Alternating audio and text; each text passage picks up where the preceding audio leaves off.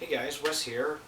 I got an update, not a record update, but a record related update, audio equipment update. So I bought a new receiver sort of late last year, I guess it would call it, middle of last year. Um, I'm also into, Blu-ray movies and home theater in general and stuff along with vinyl, so I'm sort of on the bleeding edge of home theater, and then I'm still back in the analog audio, high quality stuff, so I sort of mix it up. I'm not just into stereo, I'm into surround sound type things and whatnot. So I had a receiver that I bought in 2001, and it was getting pretty long in the tooth. Didn't have any high definition switching capabilities. I was having to do HDMI switching with an external device, and was having to split off and run optical cables to my receiver and to get surround sound, and it was just a mess. And there's some new surround sound audio specifications that I wasn't able to use, like the new Adobe Pro and the what is it? But anyway, basically higher quality, lossless surround sound, really high quality stuff. Wasn't able to do with my old receiver, and it served me well. I really made a great choice with it back in 2001. Really did a good job selecting it. It lasted me 10 years, which is pretty amazing that I got that much use out of it. It still works. I'm going to sell it, but one thing that the old receiver had that my new receiver does not have is a phono preamp. So when I did upgrade to the new receiver, I lost my phono preamp and had to go to external phono preamp, which is something new for me. I hadn't had to do before. Something I hadn't thought about much, but something I've been dealing with over the past 6 months or so. And what I started off with was just a cheap phono preamp from eBay. These run about $20. And I quickly learned that this is garbage. Don't buy one of these. It has a really bad 60 hertz hum because the power supply, as you see, 120 volts goes directly into this, and you get a 60 hertz hum on your audio. So this works. It does the job, but you're gonna have a 60 hertz hum on it, and I haven't opened up to see what it looks like inside, but it was just sort of okay audio quality. This is okay, but it's not really the best thing.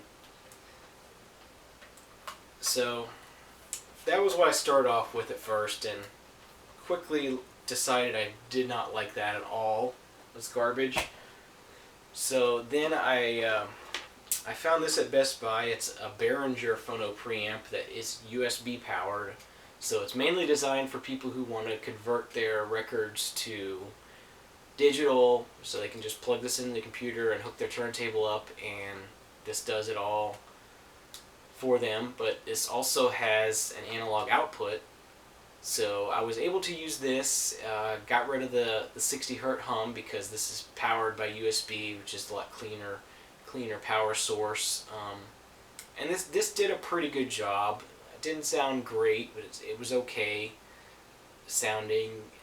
One of the biggest drawbacks was that I had to have my computer turned on whenever I wanted to listen to a record.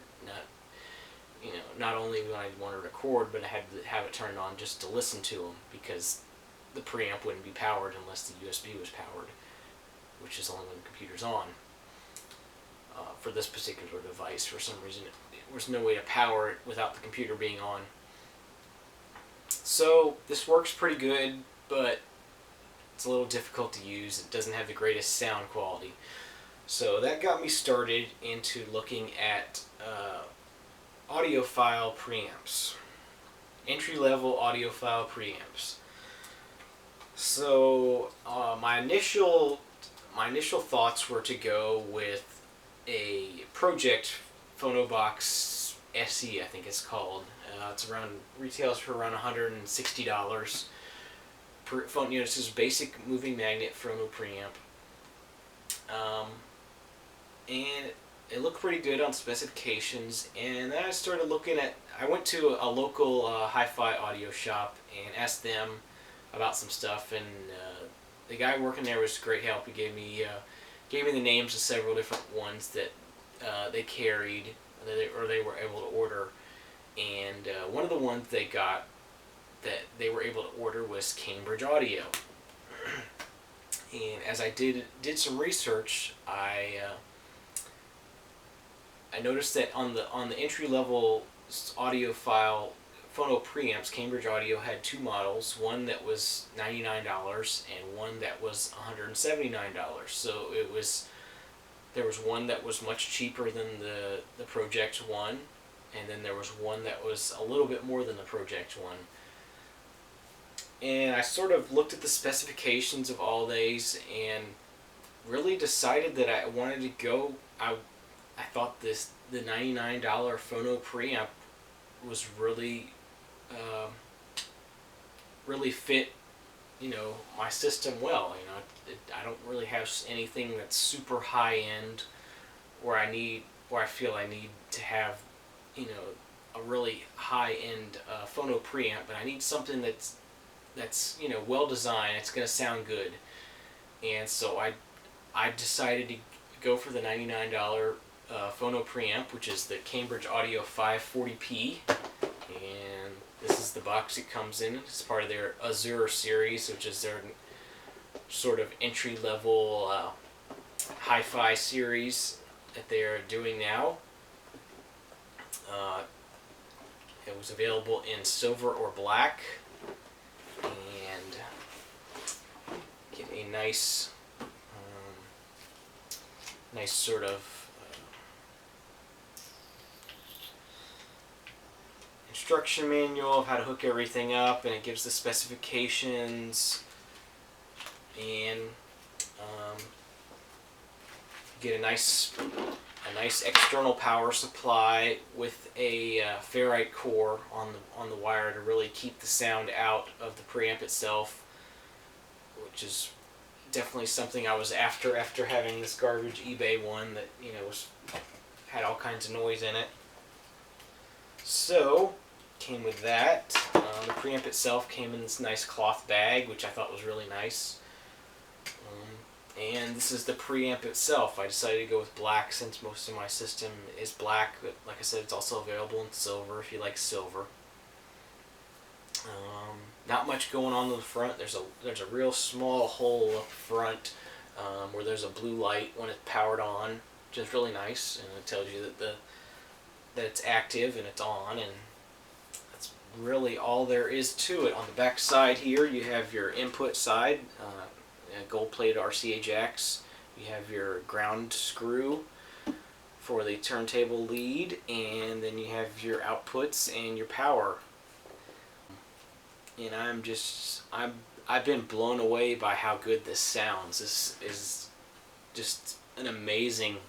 This is done more than I expected. And I expected it to sound better than what I've had in the past, but I don't think I really expected it to sound as good as it does. It's just, I was quite impressed on how much better it made the sound. So I guess basically what the theme of this video is to encourage others who maybe haven't thought about their preamp, or if they're using a built-in preamp on their receiver, or if they're buying a new receiver and don't have a preamp, to really look at something like this. You don't have to spend a lot of money. Like I said, it was $99. Really a great price for what I feel this delivers in audio quality. I continue to be impressed by this. I've had it for a couple weeks now, and I'm just blown away by how good this sounds. You know, for $100 compared to what you can spend on a phono preamp. And it's you know, and then when you compare it to these that are, you know, this is $20 and this is maybe $40, and it blows these away. It's worth every penny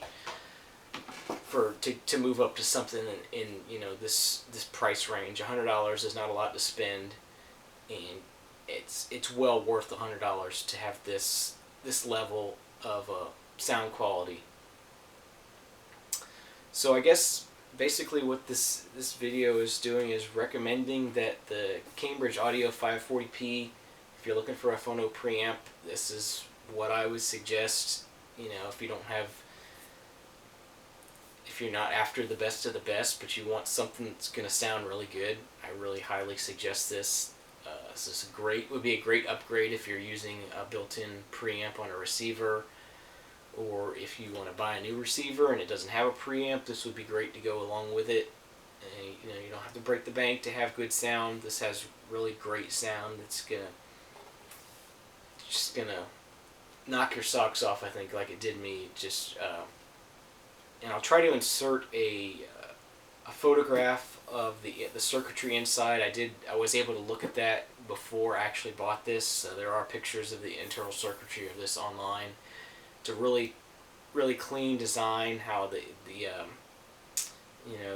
sound signal enters, passes through the amplifiers, and then back out again. It's really clean, really well laid out circuit board.